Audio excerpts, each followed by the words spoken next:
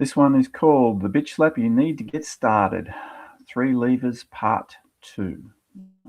So I'm doing a series of podcasts explaining and working through my book, Uncommon Wealth for the Working Man, where I explain my wealth building system. It's simple, it's easy. Anyone can implement it and use whatever they want out of it. But some of the feedback I've got is that people want to know more about each single step in there. So this is a series of podcasts. Okay. So following on from last podcasts, where I talk about the only 3 different things that you can use to improve your investments. Okay. The amount you put in, the returns that you get, which was the last podcast. And this one is talking about time, the amount of time that you spend in the investment compounding. Okay. So I'm going to share my screen here and just work through the document that I've prepared. So this is a supplement, all free to download from my Substack page. Okay. I encourage you to get on there. Subscribe so you'll get all the updates in your email whenever I release something new, which I'll be doing periodically, probably once a week, maybe a little bit more as we move through. Once I finish this series, I'll be going through exactly what we do and what we do step by step, because that's another thing people want to know. Okay. Obviously, we're talking about time, how long you spend in the investment, how long it compounds. Obviously, the earlier you start investing, the better the compounding effect. When I say this, it sounds obvious, but the effects can be lost on anyone who doesn't pay close attention due to the exponential effect of compounding. Even if it's explained over and over, people's brains don't understand compounding and exponential effects. They think in a linear fashion, which means you just add stuff on top of stuff. They don't multiply stuff very well. Okay, so in the book, I give an example, or in the supplement, I give an example. If you take the number 20 and you add 20 to it, and you do that 20 times in a row, so 20 plus 20, 20 times, 20 plus 20 plus 20 plus 20, you get 800. However, if you multiply 20 by 20, 20 times, you get a number that is so huge, it's unbelievable. It's 1.05 septillion, which is more than all the grains on the sand, all the grains of sand on Earth, 140,000 times over. It's 140,000 Earths full of grains of sand. So there's another thought experiment which explains exponentials and why humans can't grasp that. And that's if you fold that piece of paper in half multiple times, how the thickness of that paper grows exponentially. So even though people have heard this experiment multiple times, if you ask people, if you fold a piece of paper in half, how thick it is, 0.01 of a millimeter or something to 0.02. If you could fold it in half 42 times, you'd have the thickness would be the same as the distance from here to the moon. Okay, our brains are just not wired to think exponentially. And this is what catches people out. This is why people who stick to a system that compounds, whether it's money or they compound their learning that they do, or they stack skills, it grows exponentially, and the power is phenomenal at the end of the compounding period. Okay, Einstein understood that. Einstein actually came out, and this quote is attributed to him, so there's some controversy as to whether or not he actually said this, but this is his quote: "Compound interest is the 8th wonder of the world. He who understands earns it. He who doesn't pays it." Okay, so what Einstein's saying here is he's capturing both sides of compound interest. If you invest and you allow the interest to stay in that investment and grow upon each other, you get, towards the end of the compounding time, you get massive, massive gains. This is what our whole retirement and superannuation system is built upon, small increments added to it over a long period of time, and can replace an income after 30, 40, 50 years. The opposite side is equally scary, and that's when you borrow money and you're paying interest, you are doing the opposite. So you're taking a pay cut in the future by borrowing money now, okay? And the only way that works is if it's worthwhile for something that you buy. Now, we all know about you borrowing for a house, and we say that's worthwhile, good, fine. When you borrow money, and generally your house goes up in price, so the amount that you're paying out, evens itself out, or maybe you make a bit of money with a house and you get something to live in, right? It's a practical use. It's probably the only good form of debt that most people can agree upon. However, when you start to borrow money for depreciating assets, that's when you're on the other side of the compounding, and you want to minimize that to the absolute minimum you can, right? All people who are on a fixed income, you've got to maximize what the money that you retain.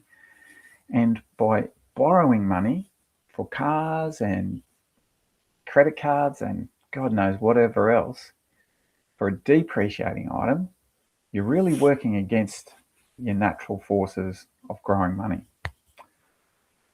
Okay, that makes sense. Okay, so if you're in there, I'm just reading off the document itself. A person who borrows $700,000 in a mortgage loan, 7% for 30 years, will pay back over $1.6 million.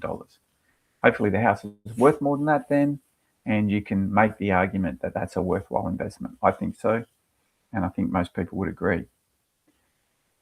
So we've got to work in the opposite. So the article's called The Bitch Slap You Need, because when I give you some examples here, what I'm trying to do is get you motivated to get started. Right? Most people I talk to, yep, they understand it, they get the theory, and my system is made as simple as possible just to get people started. Just do something, do it, get started. So I'm gonna talk about the opportunity cost of if you don't start early enough. Now, we all would like to go back in time 20 years and say, oh, maybe if I'd bought Tesla or put some more money into my superannuation retirement account, or if I paid a little bit more money off my house loan or whatever. But you can't go back in time. Okay, there's an old Chinese proverb, and it says the best time to plant a tree was 20 years ago. The second best time is now. The third best time is tomorrow, and the fourth best time is the day or the month or the year after that. So let's make the best of what we got, get started as soon as possible. That's my whole point of this article. That's why it's called The Bitch Slap You Need. Man, get on with it. Get something happening. Okay, so procrastination. Yeah, I'm going to talk a little bit about the first steps that you can take later on. Whatever it is, just get doing it. Now, I'm going to give you an example here. So I had to pick something. So I wanted to give it meaning. So I used an analogy. I used a storyline, and here's what it is. Let's say, for example, and you can apply this to anything, but let's just say you've got a child who's 5 years old and they're just going to school, and you think to yourself, man, a lot of people think like this. I like to put a little bit away for my child, so when they turn 18, we've got money to send them to university. They don't have to necessarily stay around. If we've got some money there, we can set them up somewhere. They can live away from home, and potentially pay for some of their education. Okay, so that's the scenario that I wanted to lay out. And what I said is, you're looking at getting the money when they turn 18. They're 5 now, so you've got 13 years to invest for. And I figure that if you could just find $50 a week, and if you can get 15% return, you can change the return. That's not important.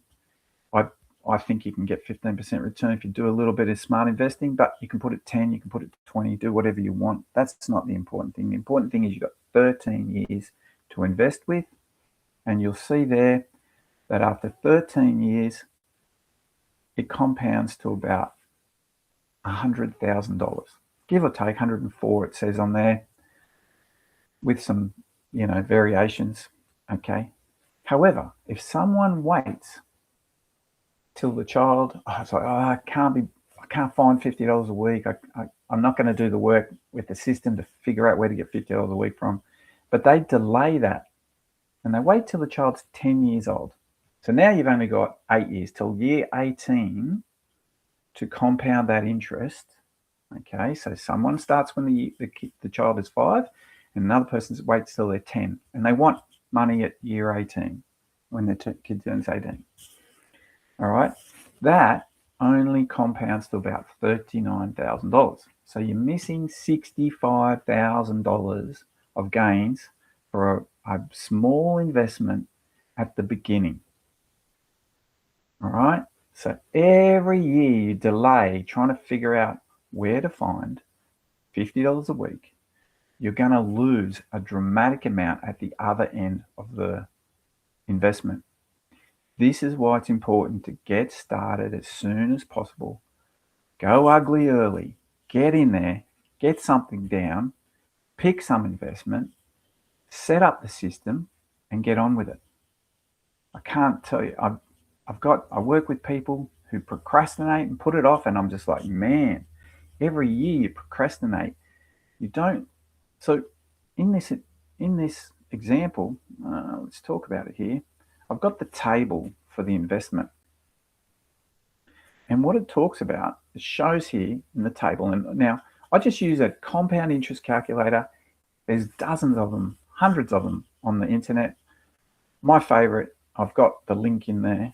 If you just type compound interest calculator into Google, I use the calculator site. It's great. There's so much variability. I'll give you a couple of links in that supplement document. But one of the things it does is it shows you graphs, but it shows you on the table exactly what's happening. So for those that are only listening to the audio version, I've brought up on the screen there the table for that particular investment, 13 years. And what you'll see there is that in the very last year, between year 12 and year 13, the investment gains are over $14,000. You're only putting in $2,600 a year or $50 a week. That's what that gave it. But you're gaining $14,000, over $14,000 on top of what you put in. So every year you procrastinate at the first, like, I'll start next year. I'll start the year, I'll find that $50 a year. You're actually costing yourself over $14,000 because the loss doesn't come at the beginning, it comes at the end. So you're thinking, this is what happens with the human mind. You're thinking $2,600. You're not thinking $14,000, $15,000 at the other end. And that's the cost of procrastination. $50 a week doesn't sound like a lot. $2,600 a year, $15,000 at the other end, that hurts. Okay, so get on with it. All right, I give another benefit that comes with starting early.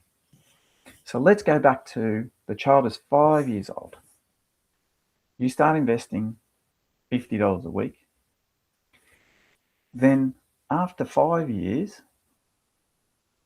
you stop investing. And the other person starts investing at when the child's 10. So after 5 years, so you now have just contributed the first 5 years at $50 a week, and then you stop investing from then on, and the $50 a week goes off to something else, or you just stop. That person who now starts at year 5 through to year 13, so 8 years of investing, and you've only invested for 5, they'll never catch you. Okay, so that money then keeps compounding. So let me run through that again.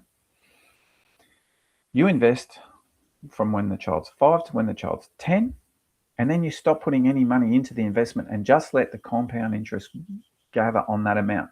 You still end up with $65,000, where the person who starts when the child's 10 and goes to 18 only gets $40,000. Let me say that again. The person who starts at year 10 and has to contribute for 8 years, and you've only done it for 5, so they contribute more money. They never even get close to the amount that you have in your investment. That's compound interest. Okay, it gives you optionality because you start early and then stop. That compounding keeps going on in the background.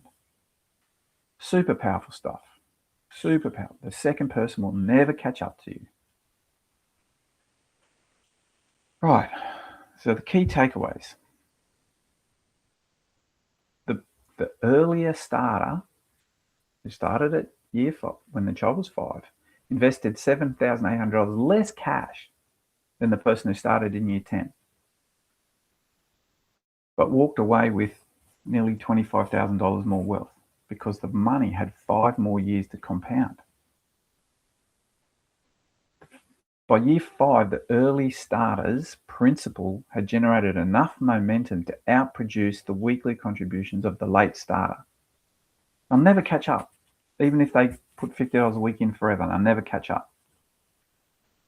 Okay, they just can't close the gap because they missed the critical early growth phase when it looks like there's nothing happening. But that's where the base and the stability builds. Okay.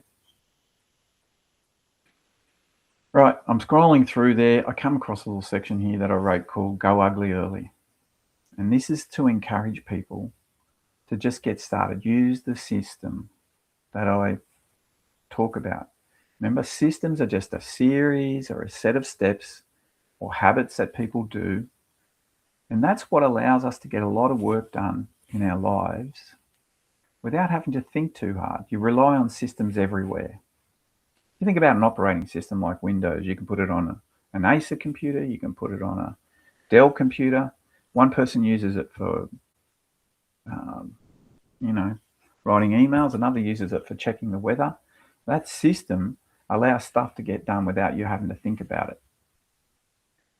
And that's the same with the uncommon wealth system that I talk about. It's got a few steps, but systems are the way the winners get stuff done. Okay, there's an old quote: talent might get you a contract, but systems win championships. I remember AFL Football Club legends, coaches talk about systems. So they have a system in their team, and it didn't matter which player. If one player got injured, you just slotted another one into the system. The Hawks come to mind. And what that means is you don't have to work out each little individual step. It's done for you. You just adapt it to what you've got to work with. Okay. Busy people need systems to get stuff done, right? We're all saying, I don't have enough time, I'm busy. So I'm scrolling down to my simple system that I worked out. And it's simply a set of bank accounts. I'm just going to quickly go through it. If you want a first step, it's just you set up an account where you put your savings into. Okay, so I call it the cheat code account. Give it another name. If your goal is to retire early, you want to retire, put it, you save my retirement fund. If you want to put it for your child's education when they're 18, put it, little Joey's university education account. Give it a name, make it personal, set up an automatic transfer. I just use, in my banking app, I open another bank account and give it a name. Excuse me. Then the day after payday, so payday comes in on Thursday the 1st, on Friday the 2nd, automatic transfer. I set one up for $5 over to the cheat code account. Then as you work the system and you find little bits of savings here and there, you just increase that amount that goes over. Okay, that's it. And at the end of every month, you take the money out of the account and you put it into the investment that you choose. Choose something simple to get started. Choose a raise account or open your own CommSec account, self-wealth, buy some shares. That's what I like. In my book and my supplements, I give really easy beginner steps, things that sort of mirror what's in your superannuation account to get started if you like. I'm a big Bitcoin fan, but man, do anything, just get started. So that's the first step. Really easy. You can just generally do it on any banking app that you want. You're going to be what the whole point of that cheat code account is to focus small savings that might seem inconsequential in one place and make it more important. Remember, $50 a week turns into $15,000 a year, whether you're investing or not. So finding little savings that might add up, $20 a week here, $1, $2, and putting it into the cheat code account focuses what might seem not important to you. And you're like, oh, I can't be bothered making that step for a few dollars here and a few dollars there. But when you put it into that savings account, that cheat code, the Save My Retirement, the investment account for your child, whatever that purpose it has, it will explode over time. But you've got to do it. It's that simple. And the last day of the month, move it out, put it into your investment, and start again. I remember Paul Kelly writing a song called "From Little Things, Big Things Grow." Okay, used in ads. Everyone knows the song if you're an Australian. It's like a snowball. At first, when your snowball starts rolling down the hill, it's tiny, and you just add snowflake after snowflake, and then it starts to build, and it builds momentum. You've got to get that momentum going. I talk about thousands. I talk about an AI script I give you. It might be for or against AI. You might not have used it. If you have used it, you know how powerful it is. Get it to help you. Put the script in that I give you. Say, this is what I want to save money on. Write a list of your expenses. Work through it once a month, once a week. Pick something, put the AI script in, and go through it. And it'll give you thousands of examples of how to save. And you just pick the ones that work for you. As soon as you find a saving, then you change that direct debit, the automatic transfer from your pay account after you get paid over to this investment account, so that, excuse me, so that you're never left out of pocket. Okay. So if you lower your costs here, you raise your investment, and you just keep doing that over and over time. I've been doing it for years. I've been doing it for over a decade. And when I first did it was only small amounts. I started with literally $5 a pay, but over time it's built up. Here's something for you. People ask me about that all the time, and I'm going to go through what I do. If you listen to more podcasts, I'll go through month by month exactly where our savings come from, what I put into the account, and show you. Okay, I think it's really, really powerful. I treat it like a game. It's like a treasure hunt. Where am I going to find? What can I do? Move small amounts. It gets fun. If you see it as a game, that's cool. No loss, no foul. It's free. All my stuff's free. Get on to Substack, my Substack page. You're probably there if that's where you're listening to this, if you're not on YouTube or something else. Get onto it, read it, use what you can. Give me some reviews. Tell me what you think. Tell me what you want to hear more about. And it's powerful. All right, let's go. Let's get out there and make this happen. All right, thanks for listening. See ya.